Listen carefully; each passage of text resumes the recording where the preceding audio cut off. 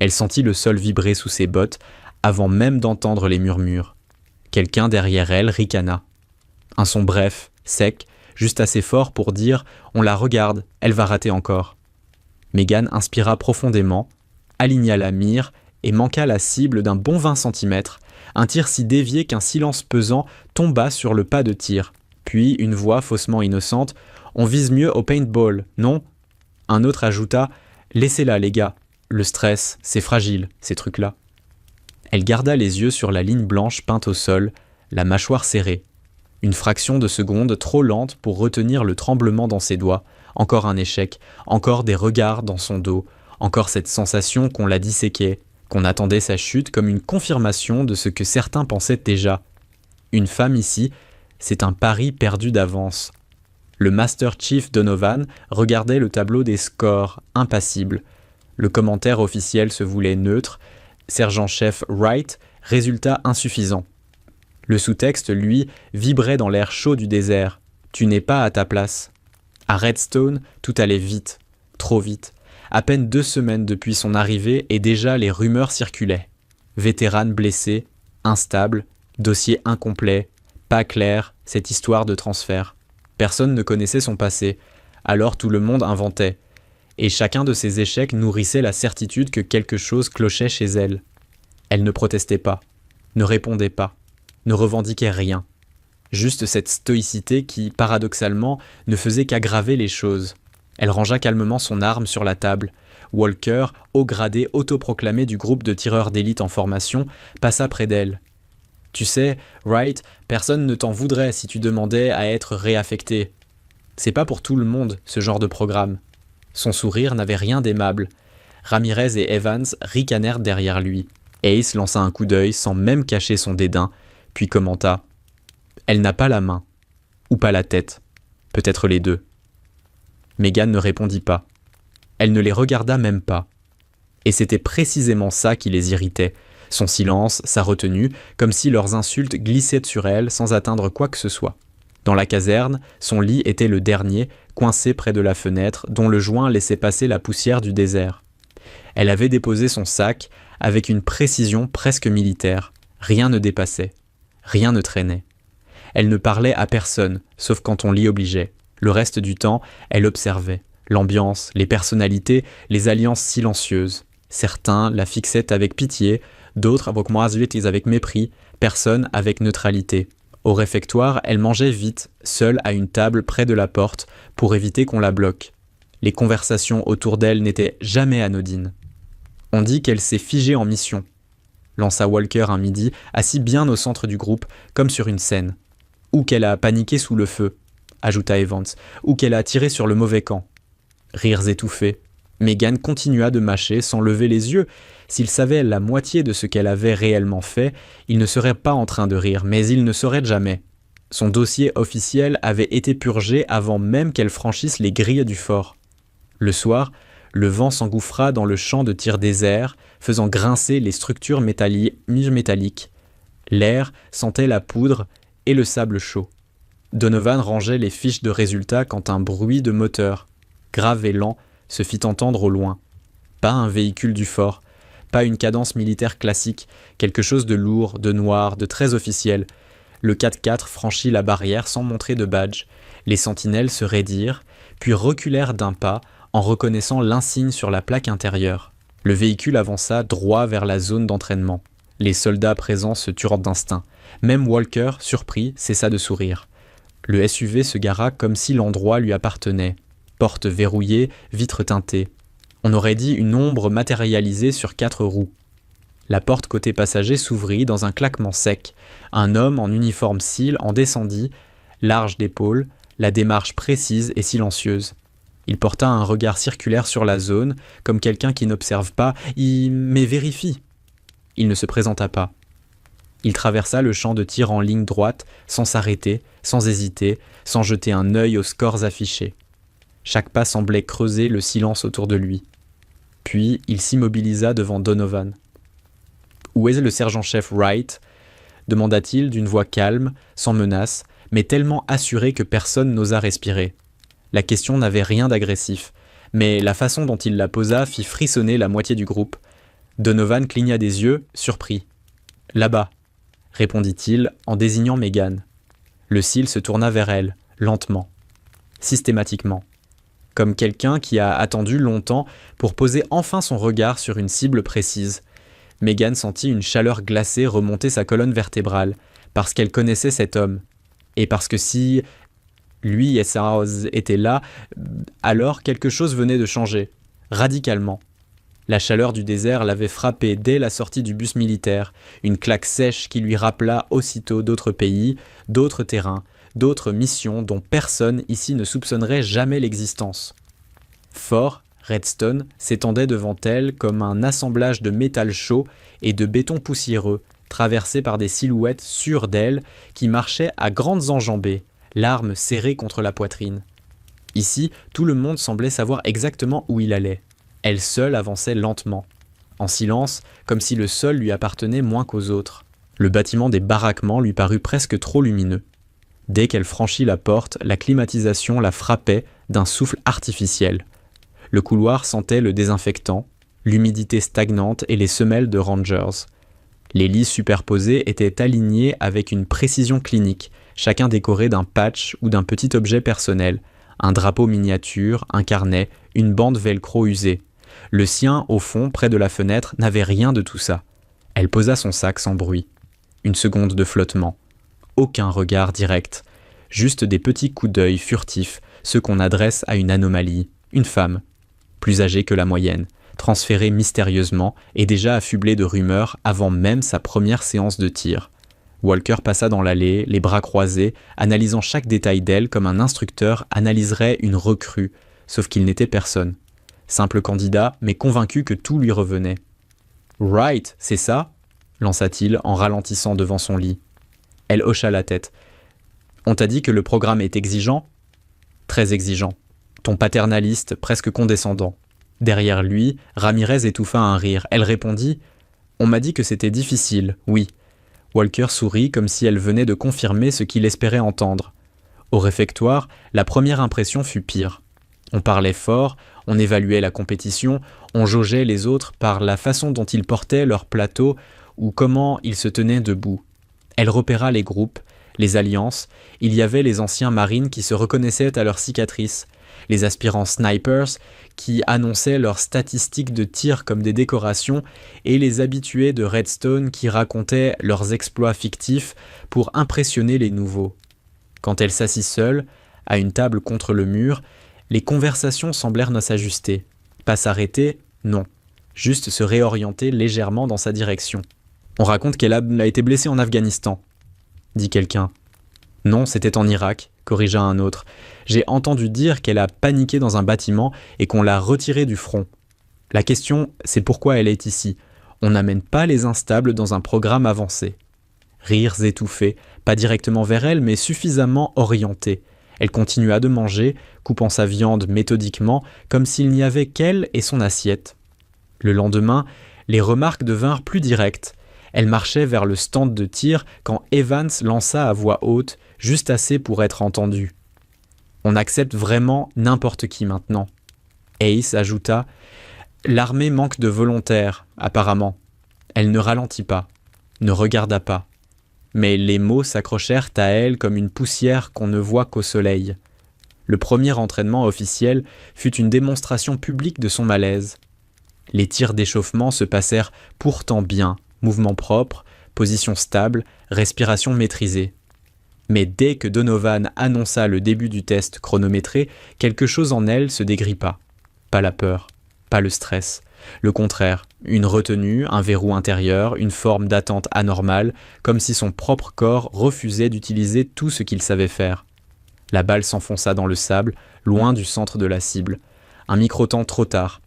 Un geste trop contrôlé pour être le fruit d'une véritable erreur. « Sérieux ?»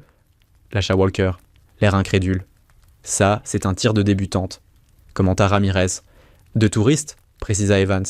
Donovan leva un sourcil, plus perplexe que déçu. Elle vit ce regard, pas accusateur, analyste, comme si quelque chose l'intriguait. Les jours suivants suivirent le même schéma. Tir hésitant, réaction trop lente, décalage infime mais constant entre ce dont elle était capable et ce qu'elle faisait réellement. Le soir, Assise sur son lit, elle entendit la conversation que Walker croyait discrète. « Tu sais ce que je pense ?» dit-il. « Vas-y, » répondit Ace. « Elle n'est pas ici pour le programme. On lui fait juste passer le temps avant réforme. »« Parce qu'elle est... brisée ?» conclut-il. Silence, un silence lourd, puis un éclat de rire bref qui fit vibrer les murs. Elle resta immobile, les bras croisés, pas pour se protéger, pour se contenir. 2 jours plus tard, le stand de tir vibrait à nouveau de chaleur et de mépris voilé. Les tests avançaient et elle reculait. Pour les observateurs, tout était simple. Elle n'était pas à la hauteur. Point final. Jusqu'à ce que, sous la lumière dure du soleil, un moteur inconnu gronde derrière le grillage de la base. Un véhicule noir, vitres opaques, plaques répertoriées nulle part. Le type de véhicule qu'on ne croise jamais dans un programme ordinaire. Les discussions s'arrêtèrent une par une. Walker se redressa. Ramirez se tut. Donovan fit 3 pas en avant, surpris. Le SUV s'arrêta sans hésitation, comme s'il connaissait déjà la route. La portière passager s'ouvrit dans un clac sec, et l'homme qui en descendit n'avait rien d'un instructeur local. Silhouette large, déplacement précis, regard qui fouille sans paraître chercher. Un cil, un commandant. Et la première phrase qu'il prononça, sans même retirer ses lunettes, déchira l'air comme un ordre déjà exécuté. « Où est le sergent-chef Wright ?» Megan ne bougea pas, mais au fond d'elle, quelque chose se contracta, parce qu'elle connaissait ce timbre-là, parce qu'il n'aurait jamais dû être ici, et parce qu'un SEAL ne se déplace jamais pour observer une candidate en difficulté. Jamais. La kill house de Redstone n'avait rien d'impressionnant pour un civil, mais pour ceux qui y entraient, elle représentait un monde complet. Un labyrinthe de conteneurs métalliques, de portes fragiles, de couloirs étroits saturés d'ombre, où chaque angle cachait une silhouette ennemie. L'endroit sentait le caoutchouc brûlé, la poudre factice et la sueur séchée. Les murs vibraient au rythme des tirs à blanc provenant des autres équipes. Une atmosphère conçue pour pressuriser l'esprit, pour tester si le corps suivrait quand la logique décrocherait. Megan se tenait à l'entrée, casque ajusté, arme pointée vers le sol. Walker faisait son briefing avec la confiance bruyante de ceux qui n'ont jamais combattu hors scénario. Rappel, équipe, hésitation égale mort. Vous voyez, vous tirez. Vous pensez trop, vous êtes mort. Il ne la regardait pas directement, mais chaque mot lui était destiné. Les autres le savaient, elle aussi. Quand ils pénétrèrent dans la première pièce, la lumière se fit rare. L'air vibrait légèrement, amplifiant le son de leurs pas. Les silhouettes en carton des ennemis étaient là placées dans des recoins précis, trop proches, trop visibles, trop faciles. Pourtant, leurs réflexes dépendaient de secondes microscopiques. Walker donna le signal. « Contact avant !» Evans ouvrit la marche. Ramirez couvrait l'angle droit. Ace fermait la ligne. Megan prit position en arrière comme on le lui avait ordonné. Elle connaissait ses dispositifs par cœur. Les angles, les distances, la hauteur d'un canon, la manière dont un souffle d'air trahissait un mouvement derrière une porte. Son corps savait tout ça. Il le savait parfaitement. Pourtant, lorsqu'une cible surgit sur la gauche, elle tourna son arme un instant trop tard. Son tir frappa le mur à côté. « Putain, encore ?» souffla Ace. Walker ne cria pas. Il éclata de rire, ce qui était pire. « Faut la mettre en stage observation, notre vétérane. » Le parcours s'enchaîna. Couloir, zone de transition, déplacement en file indienne. Tout allait trop lentement pour eux, trop vite pour elle. Pas parce qu'elle manquait de compétences, parce qu'elle ne pouvait pas déclencher ce qu'elle maîtrisait. Dans la 3e pièce, un faux otage était placé dos au mur, silhouette blanche, immobile. Une cible ennemie surgissait par la droite, censée représenter un tireur embusqué. Un exercice banal. Evans gueula. « À toi, Wright !»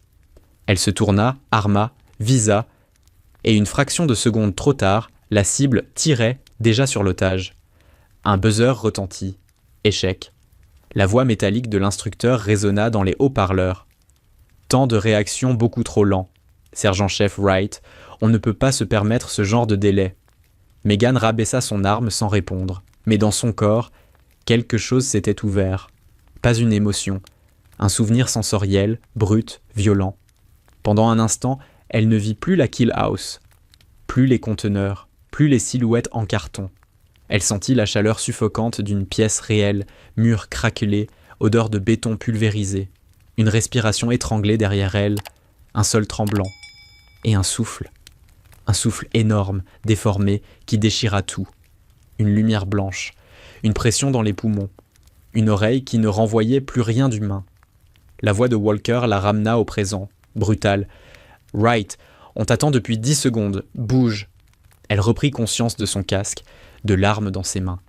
Avança mécaniquement, trop tard pour rattraper quoi que ce soit. Sur les tablettes de contrôle, les points rouges symbolisant ces erreurs s'accumulaient comme les premiers signes d'une exclusion déjà écrite. À la sortie du bâtiment, l'équipe retira ses casques. Walker passa devant elle, secouant la tête. « C'est dangereux, ce que tu fais. Tu réalises ? » « Je suis vos ordres, » répondit-elle. « Tu passes ton temps à hésiter. C'est ça, ton problème. » « Je vérifie mes angles. » « Non, tu t'étouffes. Littéralement. » Ramirez ajouta avec ce sourire carnassier qui n'arrivait jamais à atteindre ses yeux. « Une bonne opératrice doit agir avant de penser. Toi, tu penses avant de respirer. » Ils s'éloignèrent en riant. Donovan, lui, était resté en retrait. Il ne riait pas. Il ne blâmait pas. Il observait. Lorsque Megan vérifia silencieusement le mécanisme de son arme, il nota un détail que les autres m'avaient dit manquer. Ses mains bougeaient trop vite, trop proprement, trop parfaitement pour une soldate hésitante. Après le débriefing, dans la salle éclairée au néon, les résultats furent affichés directement sur les écrans. Walker les annonça à voix haute, volontairement fort: Scores, Evans correct, Ramirez bon, Ace très bon, Wright désastre. Un rire général éclata dans la pièce. Certains levèrent à peine les yeux, d'autres se contentèrent de sourire. Donovan intervint enfin. « Assez. Un seul mot. » Mais il coupa net toute moquerie. Il regarda Megan. « Wright, vous restez ici, on doit parler. » Walker lança. « Encore un débrief spécial ? On ménage les sensibilités maintenant ?» Mais Donovan ne répondit pas. Il fixait Megan, intrigué, presque perplexe. Quand la pièce se vida, il se rapprocha d'elle. « Vous n'êtes pas mauvaise, » dit-il. Elle leva enfin les yeux. « Mes scores disant le contraire. » Vos scores sont faux. Vos gestes, eux, ne le sont pas. Votre corps sait faire des choses que vous n'utilisez pas. Et ça, c'est suspect. Un silence. Vous vous retenez, Wright, et je veux savoir pourquoi. Elle ne répondit pas. Elle ne pouvait pas répondre. Dehors, le soleil déclinait derrière la colline, projetant des ombres longues sur les conteneurs métalliques. Le bruit du vent recouvrait presque celui des tirs lointains. Donovan rangea ses affaires, puis ajouta « Demain, nouveau test, parcours d'obstacles et simulateur de grenades. Vous devrez donner tout ce que vous avez. » Il la fixa avec une intensité rare. « Et surtout, ne vous retenez plus. » Il s'en alla. Megan resta un moment seule devant la kill house. Le métal autour d'elle gardait encore la chaleur du jour. Elle posa la main dessus, sentit la vibration sourde, familière, qu'elle avait tenté d'oublier, et qui, maintenant, recommençait à remonter. L'aube transforma le fort en un paysage monochrome, sable gris, ombre tirée, silhouettes droites comme des clous. Le parcours d'obstacles se dressait au centre, structure gigantesque de cordes, murs, poutres, fossés d'eau stagnante. Là, aucun tir, aucun stress de combat, juste du muscle et du souffle. Certains s'y sentaient invincibles. Megan, elle, y retrouvait une forme de liberté. L'effort ne trichait pas, les corps non plus. Lorsque le sifflet retentit, elle bondit. Une traction, 2, 3. Ses doigts agrippèrent les cordes comme si elles faisaient partie d'elle. Elle dépassa Ace dès la première montée. Ramirez tenta de tenir le rythme, mais décrocha au deuxième mur. Evans perdit l'équilibre sur la poutre. Walker, vexé de l'avoir filé devant, accéléra, mais son souffle se brisa avant le sien. Elle franchit chaque obstacle avec une maîtrise trop précise pour une candidate en difficulté. Même Donovan, qui chronométrait à distance, fronça les sourcils. Le sable se soulevait derrière elle, les cordes vibraient encore lorsqu'elle touchait le sol. Elle ne pensait à rien. Elle courait. Et, l'espace d'une minute, elle n'était plus celle qu'on moquait, mais celle qu'elle avait été autrefois, rapide, sûre, méthodique. Mais à la fin du parcours se trouvait la zone dite « flash », celle que les instructeurs redoutaient autant qu'ils la glorifiaient, un bunker factice, entrée basse, à l'intérieur duquel se déclenchait un simulateur de grenades assourdissantes, un test simple, entrer, évaluer, ressortir droit. Quand Megan s'approcha de l'ouverture, sa vitesse chuta d'un coup, pas volontairement, physiologiquement. Son souffle se bloqua. Sa vision se rétrécit, non pas de peur, mais d'anticipation. Son corps reconnaissait ce qui allait venir. Trop bien. Walker, ruisselant de sueur, arriva derrière elle. « Alors, Wright, t'as perdu ton élan ?» Evans gloussa. Elle ne répondit pas. Elle fixa le sol du bunker, les grains de sable immobiles à l'entrée. L'odeur métallique du boîtier électronique qui allait simuler l'explosion. « Wright, dedans !» ordonna Donovan depuis l'extérieur. Elle inspira. 1 pas. 2. Elle entra. Le projecteur mural se coupa. L'obscurité tomba d'un bloc. Puis ce fut le bruit. Une onde blanche, immense, brutale. La lumière saturée, écrasante. Un claquement de monde qui s'effondre. Le simulateur produisait une lueur artificielle, calibrée pour déstabiliser sans blesser. Mais ce qui frappa Megan n'avait rien de calibré. C'était une mémoire. Une vraie. Un morceau de mort, encore accroché à sa peau. La pièce se déforma. Les murs devinrent ceux d'un autre bâtiment, à des milliers de kilomètres. Elle sentit la poussière réelle se mélanger à celle du simulateur. La chaleur de cette autre explosion, l'air brûlant dans ses poumons. Elle revit le reflet d'un casque plaqué contre une paroi, un bras qui tombait, un nom qu'on n'avait jamais prononcé dans cette base. Et elle se figea. Plus de respiration, plus d'action, plus de mouvement. Donovan observa depuis l'extérieur. Son regard changea, de l'incompréhension à une inquiétude froide. L'équipe, elle, se délectait. Elle bloque encore. Si ça avait été une vraie grenade, elle serait déjà en morceaux. Ou pire, elle nous aurait tout mis dedans. Quand elle sortit enfin du bunker, ses oreilles sifflaient encore. Walker secoua la tête d'un air dramatique. Inapte ? Définitivement. Evans ajouta « Je veux pas être dans son équipe demain. Elle est un danger. » Ace, plus discret, murmura presque « Elle devrait juste rentrer chez elle. » Pour la première fois, Megan sentit la moquerie glisser différemment. Non pas comme un poids, mais comme une menace ciblée, précise, presque calculée. Le genre de pression qui préparait déjà un dossier de réforme. Ils revinrent aux casernes. L'ambiance avait changé. Les rires n'étaient ni plus simplement moqueurs, mais presque soulagés. La candidate embarrassante s'éliminait d'elle-même. PTSD, instable, traumatisée, pas faite pour ça. Les mots circulèrent dans les couloirs comme de la poussière portée par le vent. Aux messes, personne n'osa s'asseoir près d'elle. Non pas par mépris, mais par peur que son effondrement potentiel ne salisse leur propre dossier. L'armée avait ses réflexes animaux. Protéger le groupe, expulser l'élément faible, la logique était implacable. Plus tard, quand la lumière du couloir s'éteignit, Megan se dirigea vers le stand de tir désert. Elle n'avait rien demandé à personne. Elle marcha en silence, froide, méthodique, familière, comme si un autre couloir, dans un autre pays, se superposait sous ses pas. Quand elle entra dans la zone de tir, l'endroit était vide. Elle prit une arme entraînement et se plaça sous les néons. Elle tira, rechargement, tir, rechargement. Ses mains dansaient, aucune hésitation, aucun tremblement, aucun décalage, une perfection clinique. C'est là que Donovan la surprit. Il ne parla pas tout de suite. Il observa, longuement, puis il s'avança lentement. « Pourquoi vous tirez comme ça le soir, et comme une recrue le matin ?» Elle se figea. Ce n'était pas une accusation, c'était une conclusion.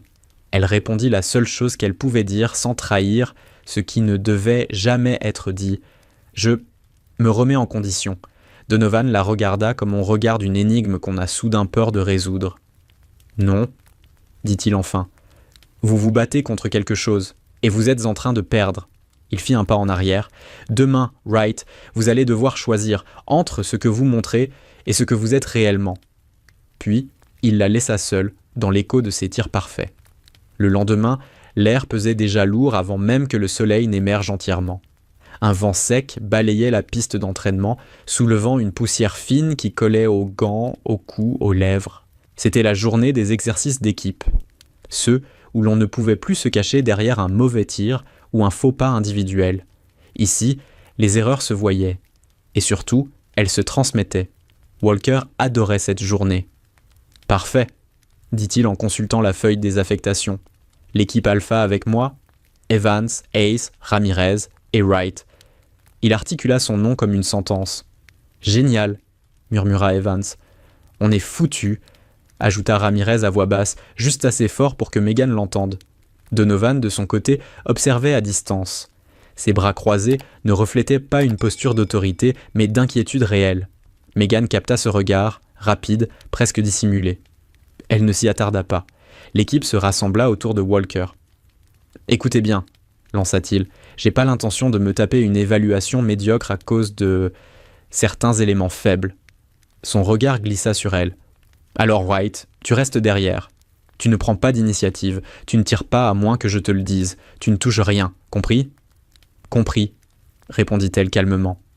Il était évident qu'il ne voulait pas qu'elle réussisse. Il voulait qu'elle échoue au bon moment, avec suffisamment de témoins, dans un cadre officiel. C'était le moyen le plus propre de la pousser vers la sortie.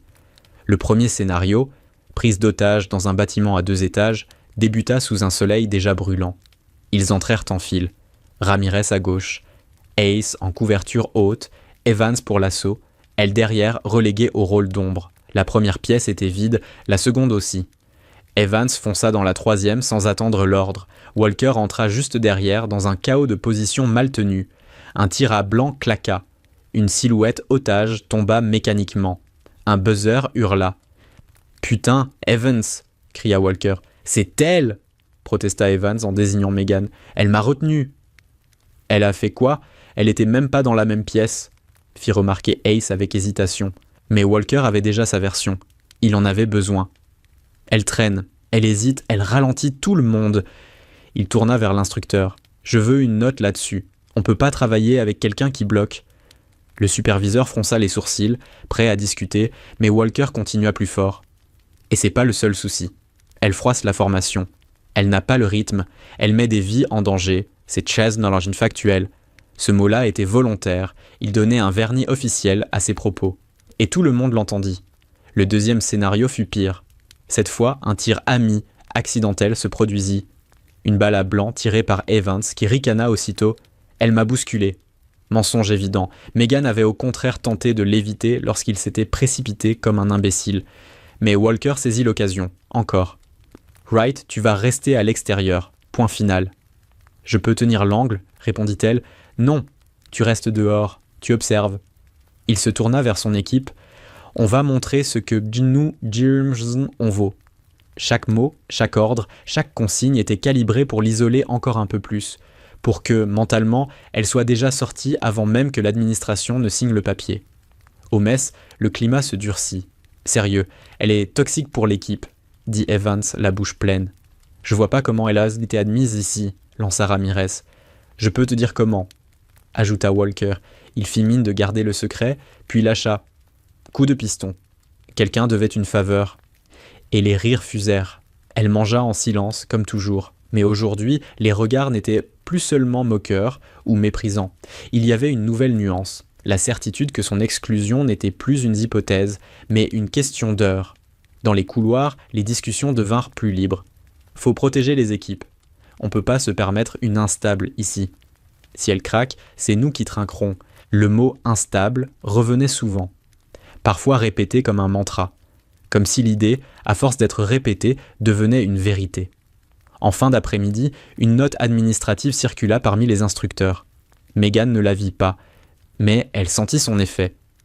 Les regards changèrent discrètement, plus distants, plus protocolaires, comme si déjà elle avait changé de statut, du soldat en difficulté à la candidate en procédure de réforme. Walker passa dans le couloir, sourire satisfait. « T'étais pas faite pour ça, Wright. Tu t'en sortiras mieux ailleurs. » Elle ne répondit pas. Il ajouta, plus bas, « Et puis, faut savoir reconnaître ses limites. Les nôtres sont plus hautes que les tiennes. Rien de personnel. » À ce moment précis, elle comprit ce qu'il voulait réellement. Pas seulement qu'elle parte, mais qu'elle parte discréditée. Que son départ serve d'exemple, que son élimination renforce leur propre position.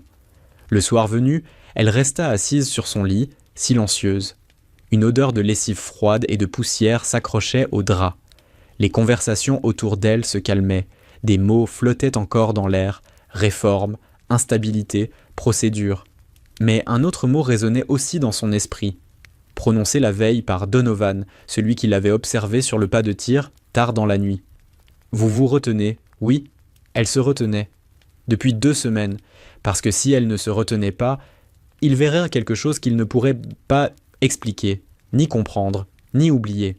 Et c'est précisément ce qui, le lendemain, allait tout faire basculer. Le jeudi matin, l'air semblait plus lourd que d'habitude, comme si le fort entier retenait sa respiration.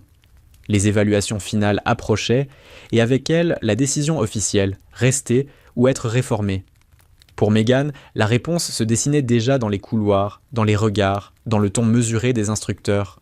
Elle avançait pourtant avec la même démarche calme, précise, presque trop stable pour une soldate en échec. Mais à Redstone, personne ne voyait ça. On ne voyait que ses résultats. À l'infirmerie, le médecin militaire feuilletait son dossier sans jamais lever les yeux. Maux de tête ? Non. Vertige ? Non. Flashback ? Elle hésita. Une demi-seconde à peine. Non, le médecin cocha la case « absence de symptômes ». Une routine froide, impersonnelle. Il aurait pu être en train d'évaluer une machine. Votre performance est préoccupante, sergent-chef Wright. Vous avez été blessé en opération, c'est normal que... Elle coupa calmement. Je n'ai pas été blessé. Il releva enfin la tête, surpris. Le rapport médical dit... Le rapport dit ce qu'on lui a demandé de dire. Un silence bref. Le médecin referma son dossier. Pas de commentaires, pas de discussion, pas d'insistance, comme si la vérité, quelle qu'elle soit, dépassait son champ de compétences. En sortant, elle aperçut Donovan appuyé contre un mur, les bras croisés, observant les va-et-vient. Il lui fit signe d'approcher. « Vous avez votre convocation ?»« Oui. »« Dernière évaluation demain matin. Après ça, la commission décidera. » Il parlait avec un calme maîtrisé, mais son regard trahissait autre chose. Une curiosité inquiète. « Wright, vous savez que vous pouvez me dire ce qui se passe. »« Il ne se passe rien, » répondit-elle. « Faux. Il se passe quelque chose. Et si vous ne le maîtrisez pas, vous serez dehors avant même de comprendre pourquoi. »« Ce n'est pas une question de maîtrise, » dit-elle doucement. « Alors quoi ?» Elle ne répondit pas. Elle ne pouvait pas. Dans l'après-midi, la rumeur se répandit comme un incendie. Megan Wright serait réformée dès le lendemain. Les phrases sifflèrent dans les couloirs, souvent murmurées, parfois criées. « Elle est foutue. » On ne garde pas des éléments instables. C'était prévisible. Les femmes, c'est jamais simple dans ces programmes. Le poison était devenu banal. Walker, lui, savourait chaque seconde. Sur la piste extérieure, pendant un exercice de communication radio, il lança assez fort pour que tout le monde entende « Quand la commission te sortira, Wright, n'oublie pas de rendre ton badge. » Megan répondit simplement « Ce n'est pas encore décidé. »« Oh mais si, je crois que si. » répliqua Walker avec un sourire. « T'as vu ton dossier ? » ?»« Non. » « Moi, j'ai mes sources. C'était faux, évidemment. Mais ça fonctionnait. » La tension monta encore d'un cran quand Donovan reçut un message sur son téléphone crypté. Il pâlit légèrement, ce qui n'arrivait jamais. « Wright, » dit-il, « dans mon bureau, maintenant. » Elle le suivit. Il ferma la porte, respira un instant, puis annonça « On m'a envoyé une notification du haut commandement. » Elle resta immobile. « Quelle notification ? » Une procédure d'exclusion médicale potentielle. Il s'assit lentement. Et le plus étrange, c'est que personne ne veut signer la note. Pas un nom, pas un bureau, rien. Elle apparaît sans origine. Il posa la feuille devant elle. « On dirait qu'on veut que vous partiez, mais sans laisser de traces. » Elle lut le document. Les mots étaient moite froids. Incapacité opérationnelle potentielle, risque d'instabilité émotionnelle, non apte aux environnements tactiques dynamiques. Elle reposa la feuille. « Je vous l'avais dit, » murmura-t-elle. « Wright, qui êtes-vous exactement ?» Elle leva les yeux. « Je suis soldat. »« Non. » Son ton était trop catégorique pour être contredit. « Vous êtes autre chose, et quelqu'un, quelque part, veut que vous restiez invisible. » À cet instant, le bruit d'un moteur se fit entendre au loin. Un ton grave, lourd. Ils se tournèrent tous les deux vers la fenêtre. Un SUV noir franchissait la grille. Pas un véhicule du fort, pas un véhicule de transport, un véhicule d'autorité, de celles qui n'apparaissent jamais dans les registres. « C'est quoi ça ?» demanda Donovan en se levant. Mais Megan savait. À la seconde où elle vit la carrosserie noire réfléchissant le soleil, quelque chose se noua dans son ventre. Le SUV se gara directement devant le bâtiment administratif, ignorant les zones autorisées. Les soldats autour cessèrent littéralement de parler. Certains se figèrent, d'autres feignirent de continuer à marcher. L'air lui-même semblait s'arrêter. La portière conducteur s'ouvrit, une botte noire en sortit, puis une silhouette, large, droite, une démarche qui n'avait rien de bureaucratique. Donovan cligna des yeux. Un cil, ici, pas n'importe lequel, dit Megan doucement. Il se tourna vers elle, surpris par son ton. Vous le connaissez ? Oui. Elle sentit son cœur battre plus vite, mais pas de peur, d'anticipation. L'homme traversa la cour en silence. Personne ne l'interpella, personne n'aurait osé. Il entra dans le bâtiment comme si tout lui appartenait. Ses yeux se posèrent directement sur Donovan, puis sur elle. « Sergent-chef Wright », dit-il, sa voix ne tremblait pas. Elle n'avait jamais tremblé. « On a besoin de parler. » Il fit une pause, un silence lourd, puis 3 mots. « C'est urgent. » Donovan, figé, murmura « Qui est cet homme ?» Elle répondit sans détour « Celui qui peut changer tout ce que vous pensez savoir sur moi, et tout ce que les autres pensent savoir aussi. » Le lendemain matin, le fort vibrait d'une tension sourde. Même les plus bavards se taisaient. L'évaluation finale était toujours un moment important. Mais cette fois, quelque chose de différent flottait dans l'air. Comme si la présence du commandant Seal avait altéré la gravité du lieu. Walker et son équipe étaient rassemblés près du point de départ, ajustant leurs gilets et leurs casques en parlant à voix basse. Pas de blagues, pas de rires étouffés. Tous surveillaient du coin de l'œil l'homme en noir, immobile, bras croisés, regard perçant. Reynolds. Donovan donna les instructions finales. Parcours urbain complet, 2 bâtiments, simulation en conditions réelles, tir à blanc. Pénalty classique. Il regarda Megan plus longtemps que les autres.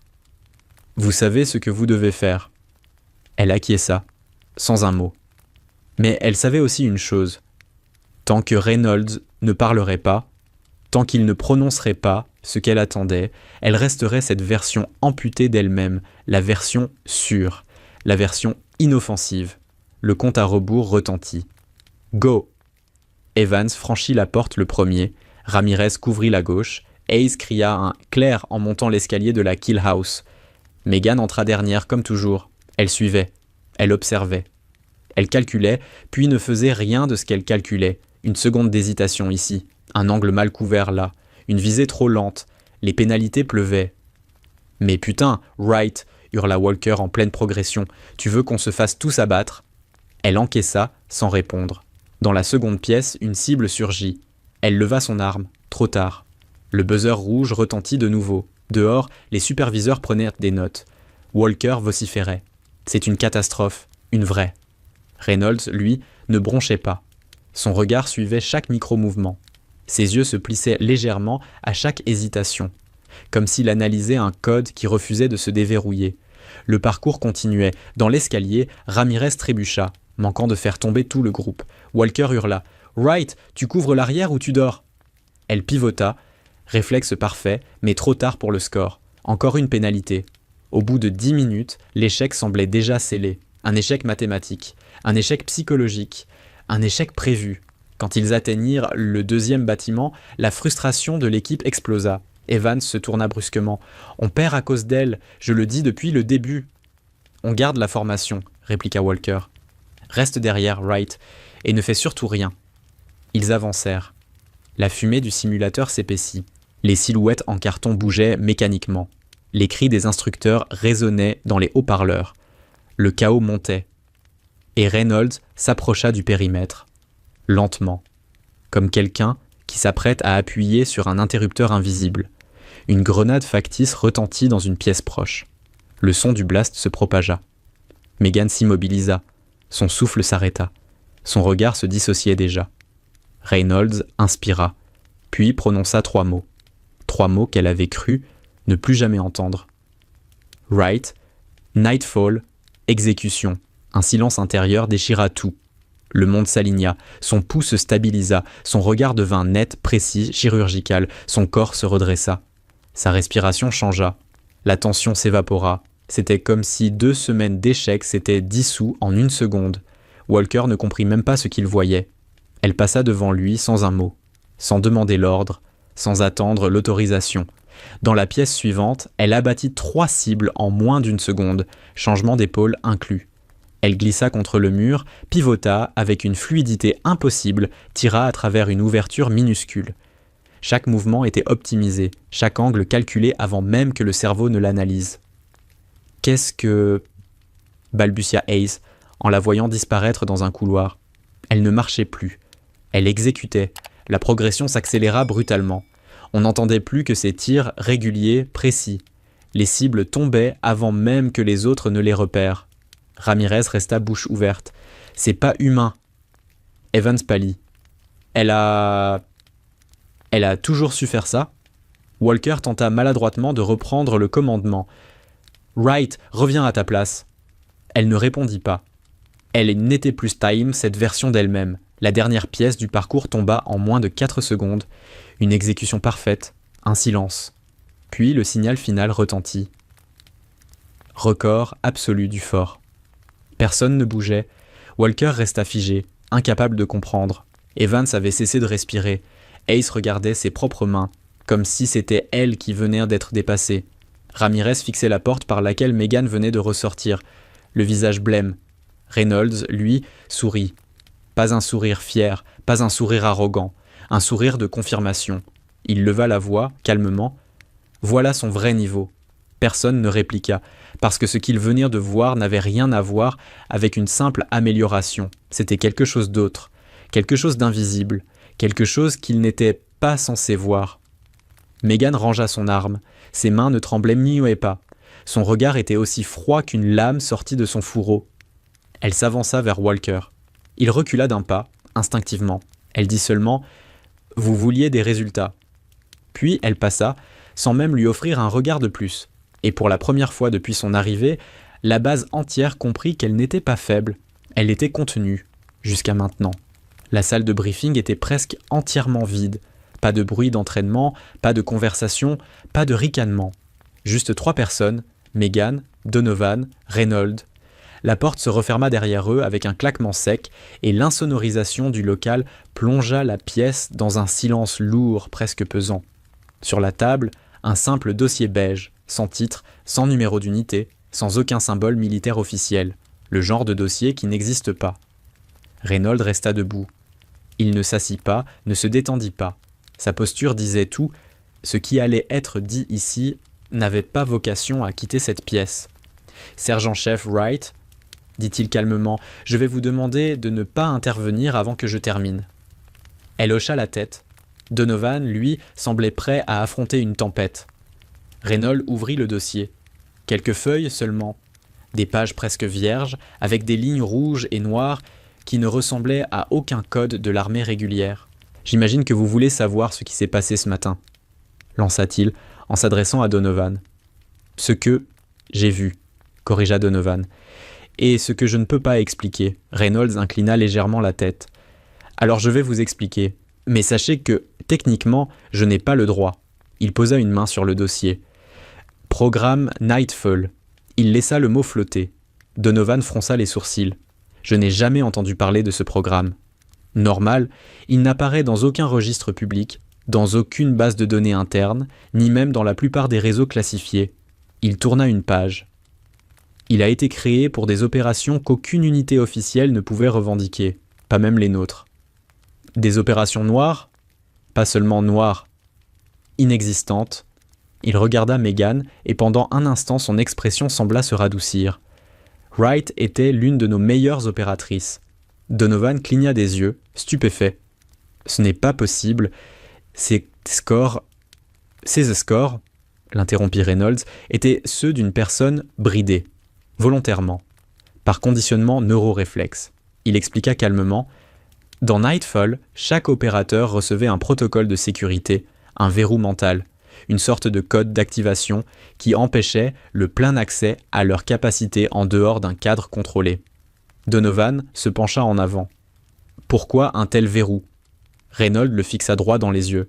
« Pour une raison très simple, les opérateurs Nightfall étaient trop dangereux sans. Silence. Une maîtrise totale, un sang-froid absolu, zéro hésitation, zéro temps mort. Nous les avons entraînés à atteindre un niveau, disons-le honnêtement, surhumain. Pas au sens littéral, mais au sens opérationnel. » Il posa son doigt sur un schéma minimaliste, une cartographie neuronale. Sans activation, Wright devient prudente, lente, contrôlée à l'excès. Et avec, demanda Donovan, déjà certain de la réponse. Vous l'avez vu ce matin. Il se tourna vers Megan. Vous avez tenu 2 semaines sans activation. Je ne sais même pas comment. Elle resta silencieuse.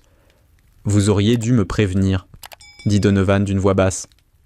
Et vous auriez fait quoi ? Répliqua Reynolds sans agressivité. La soutenir, la protéger, le système voulait voir si elle pouvait fonctionner sans code. On a laissé vos officiers l'évaluer. Il posa le dossier. Je suis venu quand j'ai vu que la situation dégénérait. Megan prit enfin la parole. Il voulait me réformer. Oui, répondit Reynolds, parce qu'il me croyait instable. Oui, à cause du verrou. Oui. Donovan resta un moment silencieux, l'air abattu. Alors tout ce que j'ai vu, tous ces échecs, ce n'était pas d'elle ? C'était elle, répondit Reynolds, mais dans une version limitée, pour prévenir les dérapages, pour la protéger, pour protéger les autres. Il sortit enfin la dernière feuille du dossier, celle sans en-tête. Sa dernière mission. Megan serra légèrement les poings. Reynolds prit une voix plus douce. Évacuation d'otages dans un complexe souterrain. Combat à très courte distance. Un dispositif explosif improvisé. L'IED, murmura Megan, a déclenché un effondrement partiel. Il regarda Donovan. Elle a sorti toute l'équipe, seule, malgré le souffle, malgré les blessures. Ce n'est pas dans son dossier, dit Donovan. Non, et ça ne le sera jamais. Megan ferma les yeux un instant, revivant le goût métallique, la poussière, la chaleur brûlante qui lui avait déchiré les poumons. Quand elle est sortie de l'hôpital, continua Reynolds, le comité a voulu savoir si elle pouvait intégrer des unités hors régulières. Il soupira. Il n'aurait jamais dû la faire passer par Redstone sans prévenir personne. Donovan s'assit lentement. Ils ont fait de moi un évaluateur sans consentement. Exactement. Il reprit son souffle, puis dit « Maintenant que le code a été utilisé, la commission ne peut plus prétendre qu'elle est instable. Ils vont devoir la garder. » « Garder où ?» demanda Donovan. Reynolds sourit. « Pas sur le terrain. Elle a déjà assez donné. » Il regarda Megan. « Une proposition est en cours d'écriture. Instructrice tactique avancée. Accès restreint, niveau classifié, formation d'équipe aux méthodes hybrides. » Il replaça les feuilles dans le dossier. « Elle ne retournera pas à Nightfall. » Megan ouvrit enfin les yeux. « C'est définitif ?» ?»« Oui. »« Pourquoi ?» Son regard se fit plus grave. « Parce qu'on ne renvoie pas un fantôme brisé à l'ombre, on lui donne une lumière nouvelle. » Donovan détourna le regard, touché malgré lui. Reynolds conclut « Ce matin, ils ont vu ce que vous êtes réellement. » Silence. « Maintenant, ils vont devoir apprendre à vivre avec l'idée qu'ils n'ont jamais été vos juges. » Il referma le dossier. « À partir de maintenant, c'est vous qui décidez de la suite. » Et pour la première fois depuis son arrivée à Redstone, Megan eut l'impression que son avenir n'était plus un piège, mais une porte ouverte. La chaleur retombait lentement sur Redstone lorsque la décision officielle arriva. Un simple document glissait sous la porte du bureau de Donovan. Pas de signature visible, pas de tampon, juste une ligne nette. Recommandation d'exclusion annulée, affectation proposée, instructrice tactique, niveau restreint. Donovan lut la feuille 2 fois, puis il leva les yeux vers Megan, debout devant lui, casque sous le bras.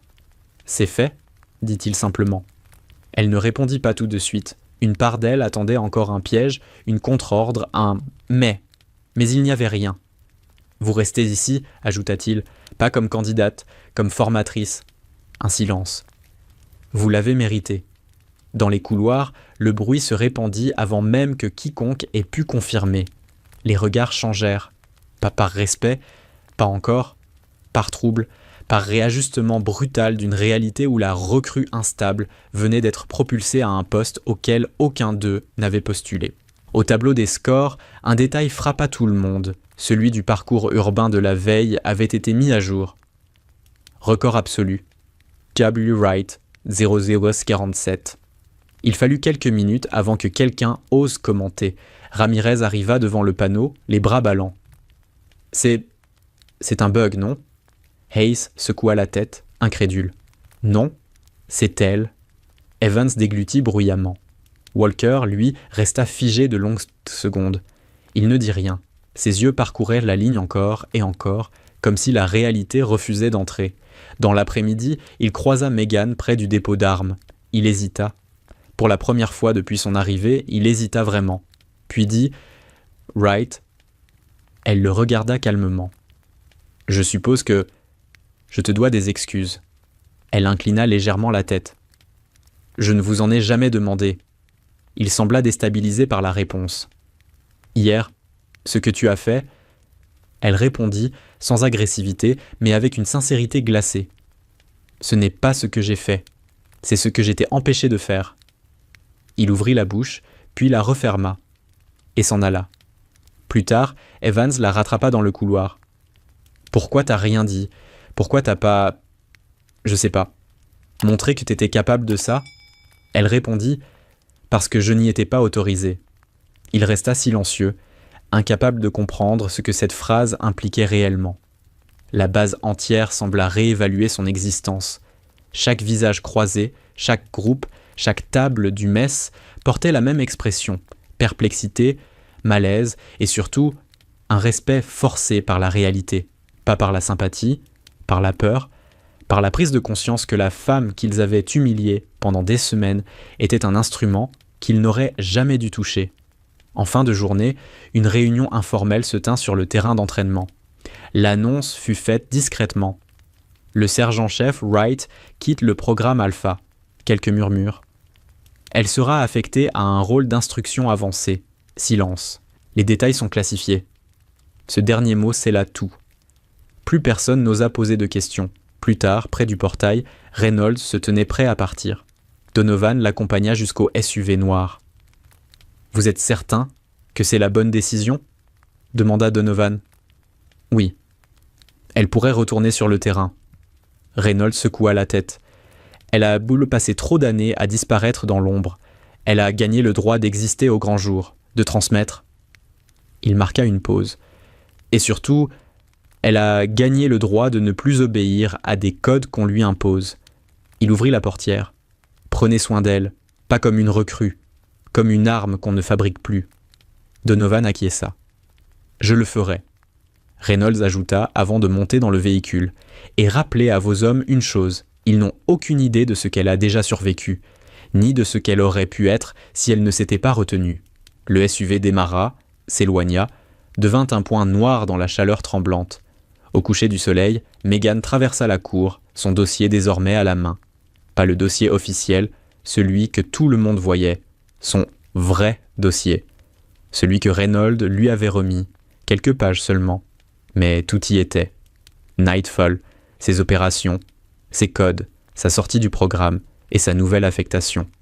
Elle poussa la porte d'un nouveau bâtiment, un des anciens hangars transformés en salle d'instruction avancée.